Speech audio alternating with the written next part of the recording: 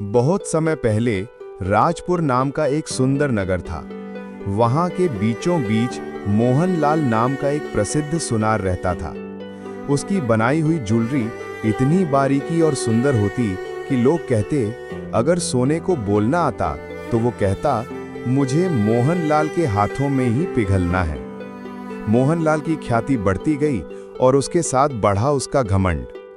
अब वो ग्राहकों से अकड़ कर बात करता, अपने शागिर्दों पर चिल्लाता और गरीब ग्राहकों का काम लेने से मना कर देता। वो कहता, मेरा काम राजाओं और रानियों के लिए है, ये आम लोग मेरे काबिल नहीं। एक साधारण बुजुर्ग औरत उसकी दुकान पर आई। उसके हाथ में टूटी हुई चांदी की चूड़ी थी। वो बोली, बेटा, क्या इसे जोड़ सकते हो? ये मेरे पति की आखिरी निशानी है। मोहनलाल ने घृणा भरी नजरों से देखा और कहा, माँ, ये पुरानी चीज जोड़ने से मेरा नाम छोटा हो जाएगा। जाओ किसी छोटे कारीगर के पास। बूढ़ी औरत दुखी होकर चली गई। पास खड़ा उसका शागिर्द गुलाब बोला, मालिक, ये तो पुण्य का काम था, आपने मना क्यों किया? मोहनलाल झल्लाया, तू क्या जाने कला की इज्जत, ऐसे छोटे मोटे काम से मेरी शोहरत मिट्टी में मिल जाएगी। कुछ महीनों बाद नगर में खबर फैली, राजा अपने महल में श्रेष्ठ कारीगर प्रतियोगिता आयोजित कर रहे हैं। जो भी सबसे सुंदर गहना बनाएगा उसे राज्य का मुख्य सुनार नियुक्त किया जाएगा। मोहनलाल बहुत उत्साहित हुआ।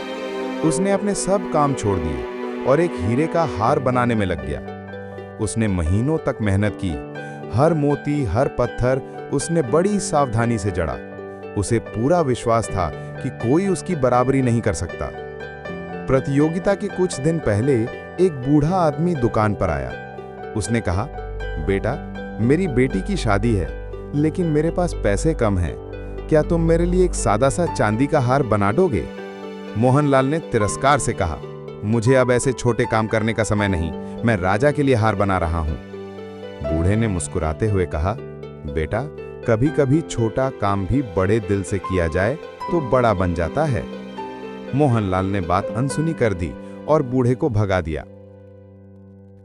राजमहल में सैकड़ों कारीगर आए। मोहनलाल आत्मविश्वास से भरा था। जब उसकी बारी आई, उसने अपना हीरे वाला हार राजा के सामने रखा। महल में हर कोई उसकी चमक देखकर दंग रह गया। राजा ने मुस्कुराते हुए कहा, बहुत सुंदर, लेकिन सुंदरता सिर्फ चमक में नहीं, आत्मा में भी होती है। फिर राजा ने अपने पास बैठे उसी बूढ़े व्यक्ति को इशारा किया। वो वही था जो मोहनलाल की दुकान पर आया था। दरबार में फुसफुसाहट फैल गई। वो बूढ़ा कोई और नहीं, बल्कि राजा का गुरु और राज्य का सबसे प्रतिष्ठित कारीगर था। राजा ने कहा, हमारे गुरुजी ने भी एक गहना बनाया है, देखो। उन्होंने एक साधारण लेकिन बेहद खूबसूरत चांदी का हार दिखाया। हर कड़ी पर बारीक नक्काशी थी और उसमें बुजुर्ग की बेटी का नाम खुदा हुआ था। राजा बोले, ये हार साधारण धातु का है, लेकिन इसमें करुणा, प्रेम और भावना है। कला की असली सुंदरता विनम्रता में है, घमंड में नहीं। गुरुजी ने मोहनलाल की ओर देखकर कहा, मैंने तेरा काम देख चुका हूं बेटा। हुनर तो तुझ में है, लेकिन हृदय की नम्रता खो दी तूने। मोहनलाल की आंखों से आंसू बह निकले। उसने हाथ जोड़कर कहा, मुझे माफ कीजिए गुरुजी, मैंने अपनी कला को घमंड में जला दिया। राजा ने मुस्कुराकर कहा, मोहनलाल, सच्चा कलाकार वो है जो दूसरों के दर्द को समझे। आज से तुम हमारे राज्य के कारीगर रहोगे, लेकिन पहले अपने मन को विनम्र बनाओ। सीख: कला, धन या पद किसी को महान नहीं बनाते।